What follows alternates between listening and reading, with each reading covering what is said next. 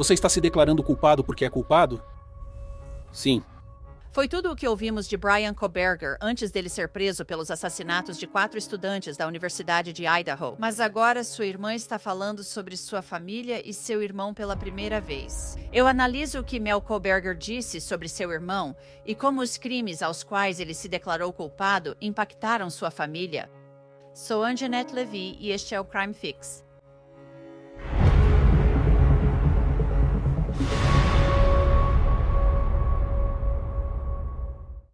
Já se passaram pouco mais de 5 meses desde que Bryan Kohberger recebeu 4 prisões perpétuas consecutivas pelos assassinatos de Maddie Mogen, Kalief Gonçalves, Ethan Chapin e Shanna Carnotal.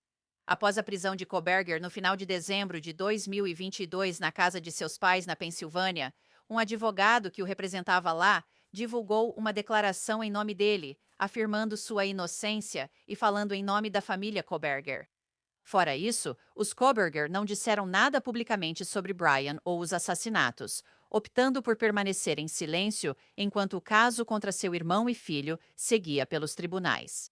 Mas agora, uma das 2 irmãs mais velhas de Kohberger, Mel Kohberger, decidiu falar. Ela deu entrevista ao The New York Times, publicada no site no fim de semana. Em breve comentarei o que ela disse. Mas antes, só um resumo do que nos trouxe até aqui. No dia 13 de novembro de 2022, colegas de quarto de Maddie Mogen, Kalief Gonçalves e Shanna Cornodell ligaram para o 911 após uma amiga encontrar Shanna e Ethan mortos no quarto de Shanna. Aqui em cima. Você tem que lembrar que alguém não está lá em cima com a gente no quarto. Eu simplesmente não consegui verificar aqui e você disse que eu simplesmente não posso.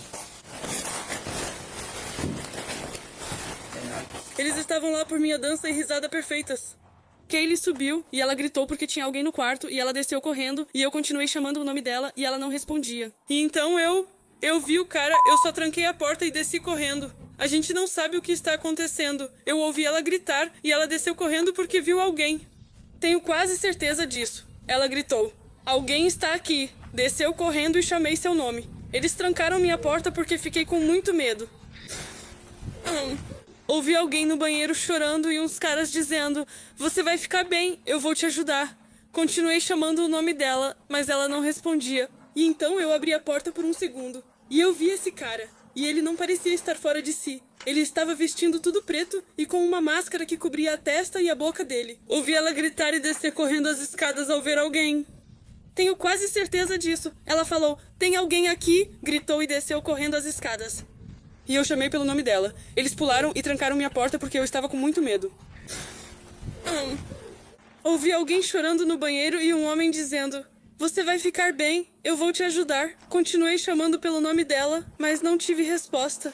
Abri a porta por um instante e vi esse cara. Ele não parecia insano, vestia preto e usava uma máscara cobrindo testa e boca.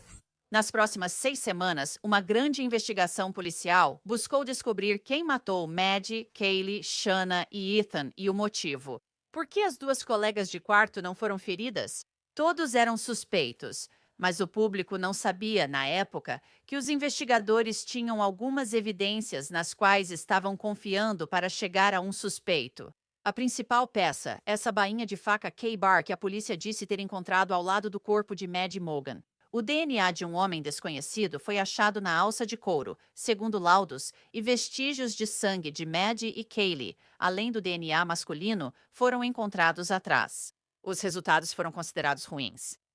Os detetives possuíam um vídeo de um carro branco deixando rapidamente o bairro King Road às 4h20 da manhã dos assassinatos, após ter entrado ali minutos antes. O FBI orientou o Departamento de Polícia de Moscou a investigar Bryan Kohberger após analisar o DNA com genealogia genética investigativa, deixado na alça da bainha da K-Bar. 4 dias após o Natal, Kohberger foi preso na casa dos pais na Pensilvânia, acusado de matar Maddie, Kaylee, Shanna e Ethan. Semanas antes do julgamento, no verão passado, Kohberger se declarou culpado. Alguém lhe ofereceu algum tipo de recompensa, além do acordo judicial, para que você se declarasse culpado hoje? Não.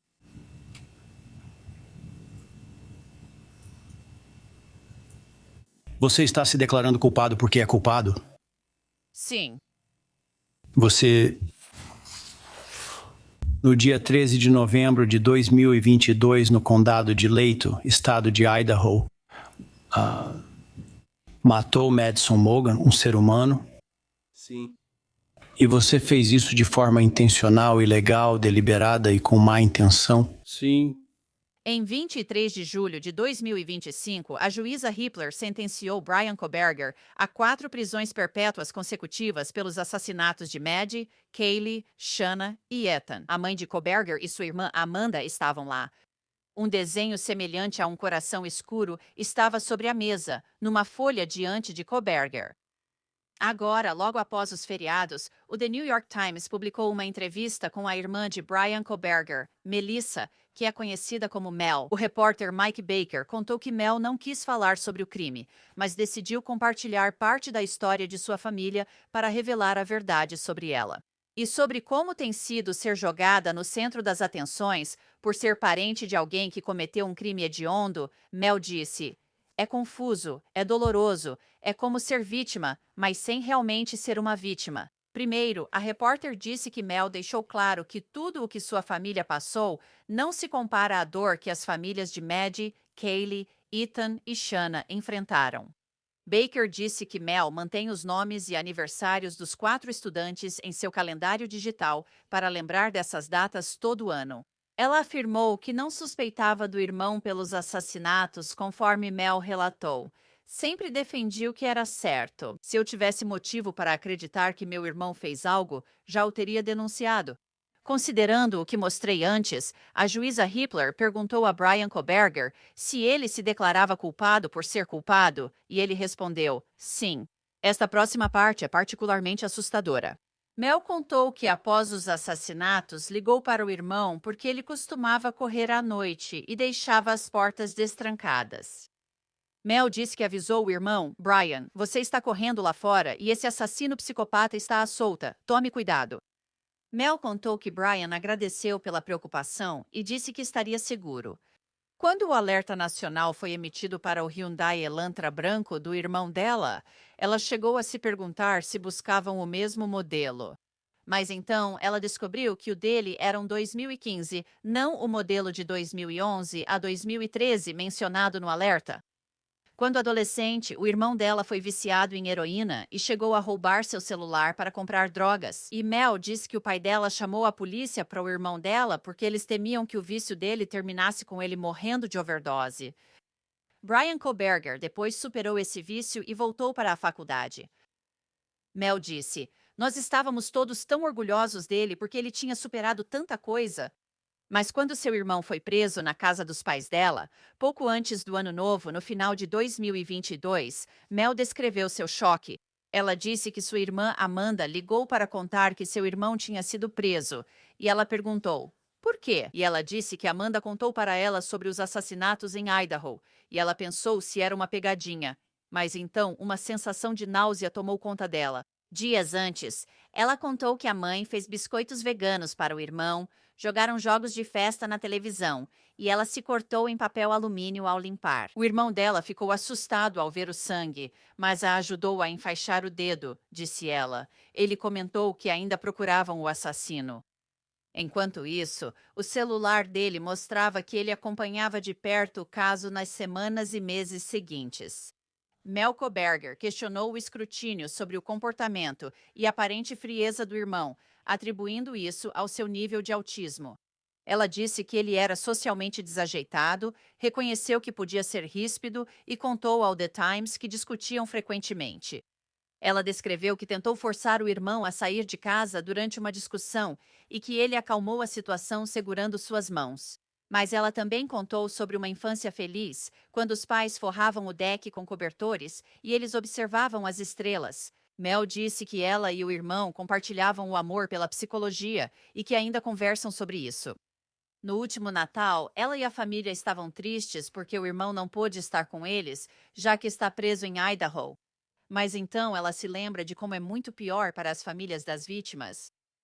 Mel foi citada dizendo: A ideia me emociona tanto que mal consigo falar sobre isso agora. No aniversário dele, em novembro passado, Mel Koberger contou ao The Times que a família fez um bolo e ele pediu algo que sua irmã Amanda pudesse gostar.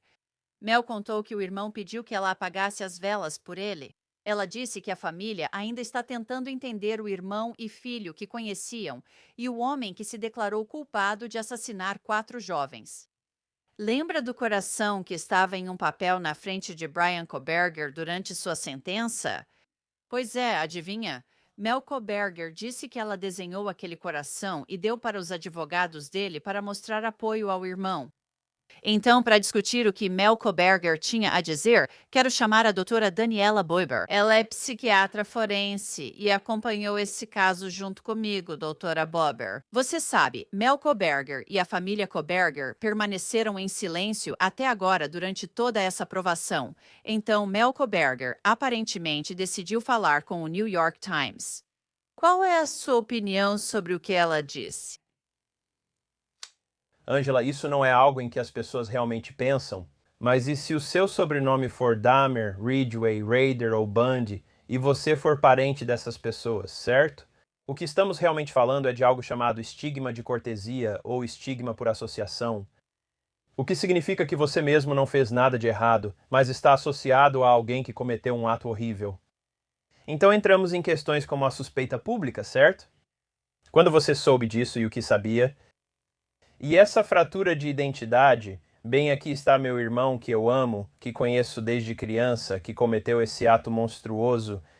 Como posso amá-lo e ainda assim ele é meu irmão que cometeu esses atos? Se eu o amo, isso é uma traição às vítimas ou às famílias delas? Então, esses são alguns dos fatores psicológicos. Acho que você lida com isso quando é parente de alguém que é infame. E é algo que eu acho que pesa na sua vida. E é uma forma própria de trauma. E essa suspeita realmente recaiu sobre a família Koberger, principalmente porque, especialmente o pai, sabe, ele voou até o estado de Washington para voltar dirigindo com Brian Koberger no Elantra branco, então essa suspeita recaiu sobre o pai. Sabe, todo mundo pergunta, você voltou com ele para tirar aquele Elantra do estado de Washington? Você sabia que ele estava envolvido nisso? Você suspeitava?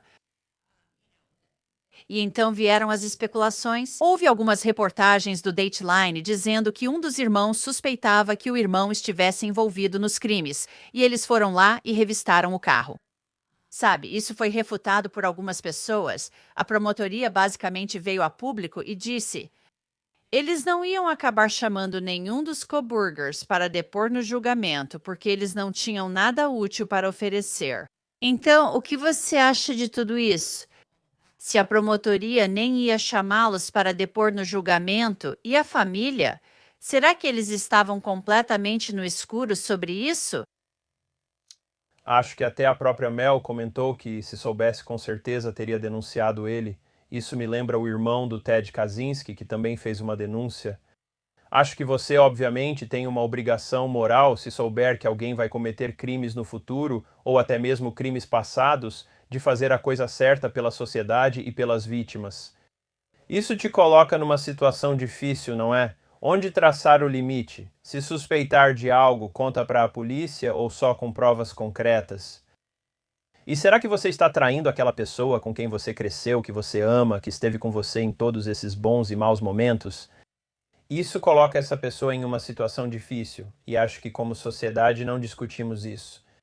Porque nós sempre focamos com razão nas vítimas principais, em suas famílias e nos mortos. Mas há muitos colaterais que sofrem por causa dos atos dessas pessoas. No artigo, ela aponta que, veja, quero dizer, o autor do artigo disse, Mike Baker disse várias vezes. Ela observou que tudo o que ela e a família passaram não se compara ao que as famílias das vítimas passaram. Mas eles passaram por algum trauma. Quero dizer, eles foram examinados na internet e isso é devido às ações do irmão dela, não por algo que eles tenham feito. E ela disse que não falou publicamente e que eles não queriam fazer nada que acrescentasse trauma ou causasse mais sofrimento às famílias das vítimas. Mas eles ainda, sabe, ainda amam o irmão e o filho deles e estão apoiando ele. Isso é tipo um estranho equilíbrio, sabe? Considerando o horror desse crime. Como as famílias lidam com isso? Acho que é uma dança delicada, sabe? E, de novo, é algo com que as famílias realmente lutam. Se amo meu filho ou meu irmão, estou traindo a memória das vítimas? Estou traindo as famílias delas? E lembre-se, eu li no artigo que essa garota estava estudando para ser conselheira de saúde mental. E, de novo, agora ela não é mais uma conselheira de saúde mental, ela é a irmã do assassino. Isso é quase como um símbolo de vergonha que ela tem que carregar, quase como uma letra escarlate que ela sempre vai ter que usar, por causa do sobrenome dela, quero dizer. Talvez quando ela se casar, ela mude de nome. Lembro de ver na Cable News Network a entrevista com o irmão de Jeffrey Dahmer, que mudou de sobrenome para evitar os holofotes. Então, esse é um estigma que eles carregam com eles e, sabe, não é justificado. Sabe, muita coisa ficou de fora do artigo do New York Times e esse é o direito deles.